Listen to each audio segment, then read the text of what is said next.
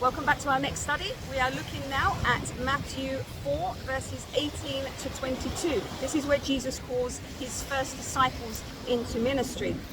So it says, "And Jesus, walking by the Sea of Galilee, saw two brothers, Simon called Peter and Andrew his brother, casting a net into the sea, for they were fishermen.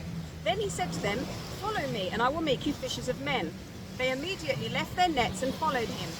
Going from there, he saw two other brothers, Simon the son of Zebedee and John his brother, in the boat with Zebedee their father, mending their nets. He called them, and immediately they left their boat and their father and followed him." Now Matthew says that Jesus then called Simon and Andrew to come follow him, and they immediately left their nets and they went to follow him.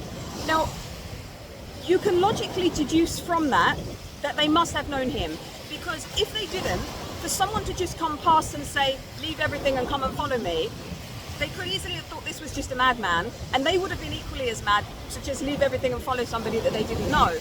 And so logically we think when we're reading Matthew, well, they must have had some interaction with him, and this is true. And then you can read about this in John. John goes into more details here. He says that Andrew was a follower of John the Baptist, and he was there when Jesus arrived, and John declared, "Behold, the Lamb of God who takes away the sin of the world." So Andrew had seen that, and then he went to tell Simon, "We have seen the Christ, come and see." So Simon had actually met him. Luke is the one who records that Jesus borrowed Simon's boat to go out to preach. And this was very wise of him. Obviously, he's the creator, so he knew that when he was on a boat, he would have the sea breeze behind him, carrying his voice forward, so his voice could reach many more people who were listening to him. And then once he finished preaching, he stepped out of the boat and he said to Simon, "Let down your nets for a catch." Simon objects, because he says, "We've been fishing all night, we've caught nothing." But then he says, "Okay, nevertheless, at your word, we will let down the nets." And that's when Luke is recording, they caught such a big catch that their nets were breaking, they had to call help. And this was actually James and John that came to help. So James and John witnessed that miracle, they were there, which explains why when Matthew is recording, he goes further along and he sees these two brothers as well and calls them. This is why they immediately leave as well. So they have had interaction with Jesus. They do know who he is. Now, these were the first disciples of Jesus. This is the foundation of his ministry. Note, he did not call anybody religious. He did not go to any of the Pharisees, the Sadducees, the Levites, none of those. He went to fishermen. He went to people who they knew about him, but they didn't really have it all together. Fishermen were known for being a little bit rough around the edges, let's say that. They weren't the most righteous of people. They could drink sometimes. They would sometimes fight and gamble.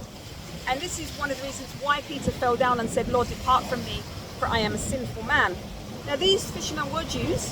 They did know about God, and they did know about the prophets. They were raised learning the Torah as part of their religious education, part of their schooling, but they were not part of the religious elite. So let's look at the qualities of fishermen to understand why Jesus decided to call these as the foundation of his ministry. So there's some notable qualities about fishermen that are very interesting. So the first one, they have a lot of self-discipline. Fishermen have to get up very early to go out to catch the fish. That takes self-discipline to get up. They didn't procrastinate. They're not lounging around in bed till midday, wondering whether I should get up, snoozing the alarm or snoozing the cockerel, as it would have been in those days. Secondly, these men were observant. They had developed the skill of observing the weather, observing the sky, so that they could determine what the day was going to be like, what the sea was going to be like in the next morning, and whether it would be safe to go out fishing. So these are men who are observant, and they act on their observations. Number three, they had patience and perseverance. A lot of the time when you're fishing, you have to wait for the catch. It's not just throw down the net, haul it up, throw down another one. You're going to throw the net out and you're going to wait. You're going to wait for the fish to get caught. And sometimes you don't catch anything. Sometimes it's not just patience and waiting, but it's perseverance. You got to try again. You got to try again. You got to try again. So he's chosen people who already have the quality of patience and perseverance to start his ministry. Another thing about fishermen is they understand teamwork. The fishermen don't go out with that huge net and the boat on their own. They're not a one-man band. So they understand teamwork. They understand they need each other's strengths. They rely on each other's strengths. They value each other's strengths. They're not competing against each other. You see, the other fishermen, Peter, it was Simon and Andrew who caught the big fish, but they straight away called to James and John and their fellow fishermen to come and help them. It's not like, no, this is our catch. They're all in it together. They understand teamwork. We work as a team for our master catching. So they understood that. They knew it would require all of their strength to catch, like collectively, all of their strengths to bring in the extent of the catch that they were getting. And that's a quality that Jesus saw and he knew were in fishermen. Fishermen are also brave. This is quality number 5. They understand taking risks and they understand considering those risks, not just jumping in gung-ho. They consider risks and then they act on them. Fishing can be a very dangerous occupation.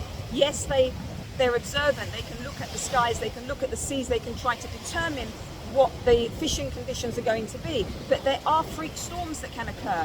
Things can happen. Boats can spring leaks. So Jesus has chosen people who are brave and understand taking risks as well. Number 6, fishermen are adaptable and resourceful. They learn to change tact, change area if need be. If they're not achieving what they want to achieve, they don't mind going to a different area. And they know how to overcome unexpected eventualities. This is part of being resourceful. You can think on your feet. Something happens, you have to think quickly. How do I handle that? This is a quality of leadership. So they can come up with creative ideas to make things work and to fix things. They also trusted in God to help them and provide for them. This is quality number 7. They may not have held the highest religious standards in their life, but they did believe in God. And the fishermen of those days would believe in the God of Israel to provide for them. So they already had a faith in God. So these are the 4 men that Jesus chose as his first disciples. These are the qualities that he saw in them as fishermen, and would be the same qualities that would be beneficial in their new role as fishers of men for him. This means they would have a good work ethic for ministry. They would be able to rise early, possibly working late till the job is done. They would need to be observant, looking for potential dangers in their environment, particularly whilst Jesus himself was caught up with ministry. Their understanding of timing and places and the potential to have to move and try different areas, it means they wouldn't be doubting. If they didn't have much results in one area, they're not going to start doubting. As fishermen, they know that happens. Just pick up your nets, go somewhere else. They would view that through the lens of being fishermen, and they would understand the catch would just be in a different location, or maybe the timing is wrong, so we need to wait patiently. Either way, they would have that quality of perseverance to keep trying, and they wouldn't give up easily. They would work with Jesus in pairs or groups, and they already knew how to do this. So they would appreciate each person's strengths as they came into the group in their ministry. And this would mean less pride, less competition, and more interdependence. So also the courage that they had developed as fishermen would certainly be useful in their ministry with Jesus as fishers of men. There would be a lot of risk taking in order to reach the catch of men for him. They already knew how to assess risks and take action, whilst at the same time minimizing those risks while they push towards their goals. If you think about living with Jesus, he's moving from place to place to place. He doesn't have a stable income. He doesn't have a stable food source. That would certainly require adaptability and a resourceful nature, which these fishermen had. They needed to have ideas. They needed to have connections with people who could provide and help, and be able to think quickly when dealing with unexpected events. And also they had that core belief in God's provision and protection, which they had learned as fishermen. And again, they're going to need this as an anchor with all the uncertainties involved in ministry and Jesus' mission. So when we look at that and we consider all those qualities that these fishermen had, it's good to ask ourselves, do I have those qualities? Do I have those qualities of character in me? Because these are the qualities that get Jesus' attention when he's looking for somebody to spearhead or to be the foundation of something powerful. It's not your outward religious appearance, He didn't choose any of the religious people. It's not how many times you go on outreach, how long you pray for. That's not the things that move him. It's those qualities of character that he can work with. Those are the things that you can bring to the forefront and are going to be in a blessing and are going to help you to keep going and to push forward in the ministry. So take the information in this study and use it, not to condemn yourself or beat yourself up that you're not good enough, but just look at it and think, oh, these are really good qualities. I could work on these. These would be beneficial qualities for me to develop in my own personal life for whatever call God has for my life. I hope this has been educational and you've enjoyed it. Please remember to subscribe, like the videos, and send them to other people who you believe would benefit from these studies and would enjoy them. Thank you so much. See you next study.